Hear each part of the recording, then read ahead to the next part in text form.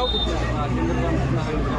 proper गाव तुम्ही ह्या सगळ्या राजकारण ज्या थोडं सुरू आहे सगळी खरेदी आपण बघतोय कोणता पाळून ते कोण कुठल्या गटात असते कोण कुठल्या पक्षात येते कोण कधी काय काय सांगतात तुम्हाला काय वाटतं ह्याच्या आधीच्या काळात असतील चालतं का ह्या सगळ्या गोष्टी तुम्ही कसं बघताय तुम्ही ज्येष्ठ म्हणून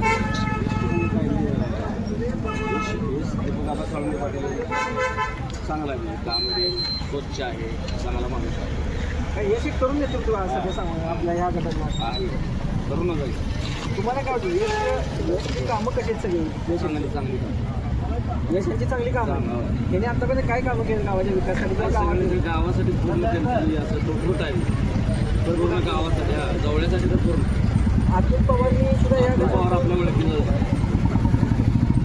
अतुल पवारच्या ओळखीनं नाही नाही नाही सर काय ह्या गावातून त्यांचा काही कधी संपर्क नाही कधीच नाही संपर्क आता कामं चांगल्या प्रकारे गावात केली आता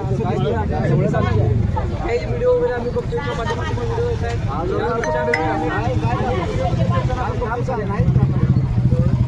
अजून काय काम आहे अजून मला तर येते तुला बी नाही अतुल पवार मंदिर उभारला